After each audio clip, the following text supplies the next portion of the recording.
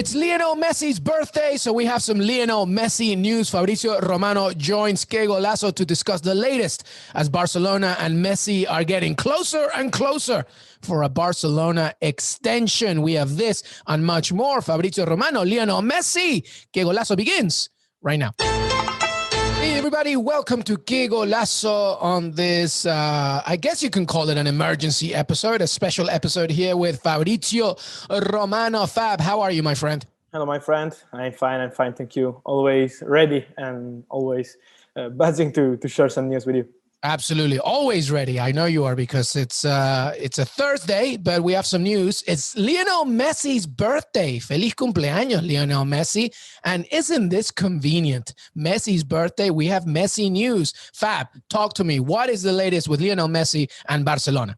Yes, we have a lot of rumors around Leo Messi and his contract. And so we can say that the feeling around Leo Messi and around Barcelona too is that Leo will extend his contract with Barcelona for the next 2 years, so until 2023. The agreement is almost ready. It's not official or announced yet just because they need to fix some clauses. The contract of Leo Messi, the new contract of Leo Messi with Barcelona will be special with a big structure. So they are working on every clause with the lawyers and with part of the Messi team working on it with his father and his brother together with Leo now in Argentina for his birthday, and also to prepare the big announcement with Barcelona. But it's not going to be announced in these hours. They need to wait a bit because of some clauses, and then everything will be announced in the coming days. They are going to plan about it. It's not scheduled yet, but it's almost ready because Leo Messi wants to stay. Barcelona want to keep him, of course, but the president Laporta, since he arrived, since he's been elected, he always said he was confident, and he was right because his feeling around Leo Messi was that he was prepared to extend the contract. And so now it's just a matter of days, and then Leo will be extending his contract with Barcelona. So the here we go is really close. Here we go. Here we almost go, I guess. But it's definitely worth an episode because obviously it's Lionel Messi, arguably the biggest star on the planet, and staying with Barcelona is a major component because of the summer, right, Fab? I mean, this is a domino effect. If Messi stays with Barcelona, then other clubs can focus on other places as well. You mentioned Joan Laporta's arrival, you know, his voting to return as president obviously was a key thing. I'm imagining since that moment, Lionel Messi's father and his representatives started the ball rolling to see what was going to happen. Yes. Having Juan Laporta in the club was key to reopen negotiation with Leo, to convince Leo to stay because it was not so easy. You know, you remember what happened last summer. He was really one step away from leaving Barcelona. Then he decided to stay because he was forced to stay because of his contract. And now with Laporta, it's different. Also the feeling around the club. Of course, the financial situation of Barcelona is not easy. So by economical point of view, the situation is still critical, I would say. They are working to improve the situation also with the salary budget, but of course they're going to build something to win. Leo wants to win. It's not just about the money, it's not about the salary, it's about winning. At the last years of his fantastic career, legendary career, and he wants to win again. He wants to win the Champions League, he wants to win La Liga. So Laporta is working on this side. They signed Eric Garcia, and in particular Sergio Aguero, who is the biggest friend in football of Leo Messi. So that's why they were really confident. And also Aguero is pushing with Messi to ask him to stay and continue together this journey at Barcelona. And so the feeling is really positive, but Juan Laporta was the man to do it with Leo Messi. Yeah, Sergio Aguero, you well said on that one, a big component, a very good friend of Messi, of course. Obviously Memphis Depay as well. You could see that there's a project there. Now, I do wonder, though, very quickly on Barcelona's financial situation, because obviously reports, Joan Laporta speaking to La Vanguardia, saying that after extensive audits, Barcelona is more in debt than he realized. We're talking about 1.2 billion gross debt.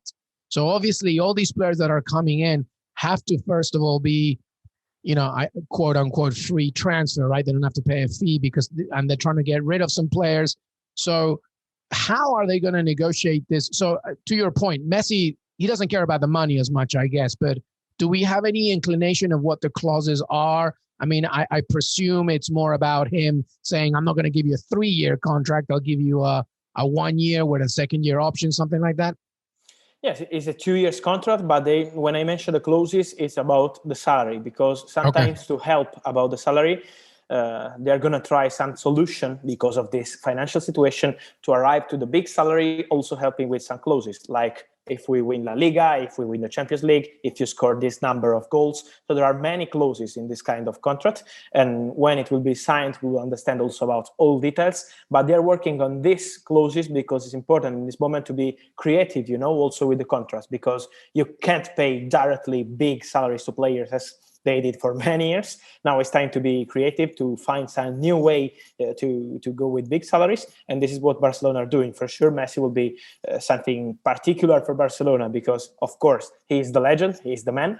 But Barcelona need to sell players this summer. They are working to get rid of some players they are not using. For example, Coutinho, but as many others. They are working to sell players because they need money.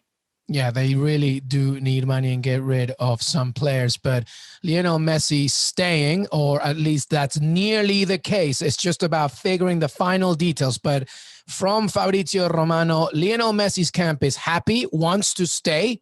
And Barcelona obviously want him to stay. They just have to figure out the final details. Anything else that we missed with this Lionel Messi news? Anything else that you're expecting? Do you expect this to be dealt after Copa America, maybe in the next week?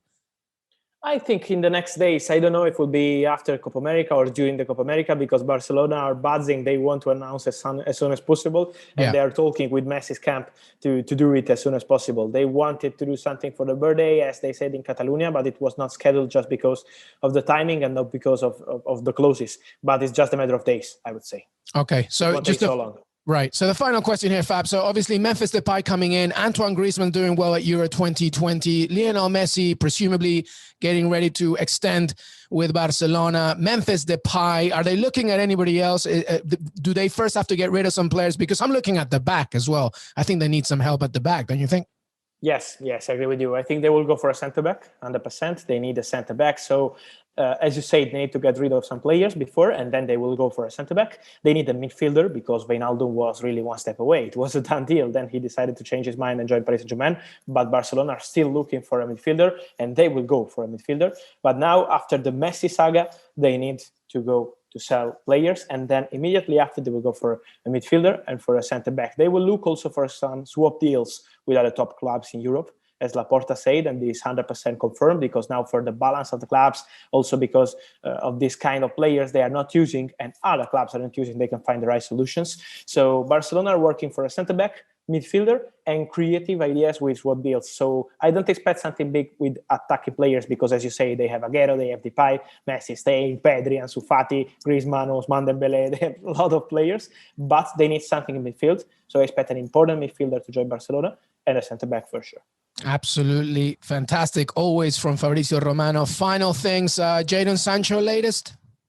Work in progress. Work in progress. It's not done yet, but all parties have always been confident, as we said many times on Qué Golazo. Now negotiations are going on. Manchester United are prepared to pay 85 million euro. Borussia want 95. So they are working now on potential add-ons to arrive to the agreement. But when we say add-ons, it's so general, but they are working on what kind of add-ons they have to include in this deal. You have complicated add-ons like winning the Champions League, or easy ones with the caps of the player. So they're working on it, but it's getting closer. So it's not done yet. And they want 95 million euro, but the player wants Manchester United, and now seems just this add-ons point to be fixed. Yeah, just Jadon Sancho wants Man United. That's all everybody needs to know, of course. All right, final thing. Lucien Favre, Crystal Palace? Yes, it's almost done. It's just about the work permit to be considered in the next few days. They are really confident because after Bruno Lage having it for Wolverhampton, so now they're 100% convinced that he's joining. And that's why Lucien Favre is ready. 3 years contract for him at Crystal Palace. And so we just miss Tottenham and Everton, and then we will have all the jobs done in the Premier League. Absolutely fantastic. All right, I know. Listen, I have you here. So anything else that we have missed? Is there anything else that's worthy of our time here with Fabrizio Romano, Fab? This is a good question. We have many things. Maybe we can talk about Hakimi. I can tell you about the last one about Hakimi, because he's really, really close to Paris Saint-Germain. Also in this case, it's not 100% done yet, but they're working on it. I think in the next proposal from Paris Saint-Germain is coming. It's a matter of hours, days. Inter expected to arrive really soon. 70 million euro after spending 40 to sign Hakimi 1 year ago. Now it will be 70, and Inter are prepared to sell him. So it's just a matter of days, also because Hakimi wants to join Paris Saint-Germain and no other clubs. And Chelsea never made an official bid. They were just talking with his agent. So now Paris Saint-Germain are really close to sign Hakimi after Donnarumma, after Wijnaldum, and I feel it's just the start. PSG building a team right here, as if we didn't think possible. Absolutely amazing. And we are so lucky to always have Fabrizio Romano with the latest. Fab, thank you so much, brother. Thank you. Thank you as always, my friend. And we stay in touch and see you soon on Qué Golazo and CBS Sports. Hey, everybody. I want to thank Fabrizio Romano for joining me today. Don't forget to follow us on Twitter, Qué Golazo Pod, and send us questions and comments as well on Apple Podcasts, Spotify, Stitcher. We're on YouTube as well, youtube.com/Qué Golazo. We have plenty more to come on Qué Golazo, including our round of 16 Euro 2020 preview and so much more. Have a great rest of your day.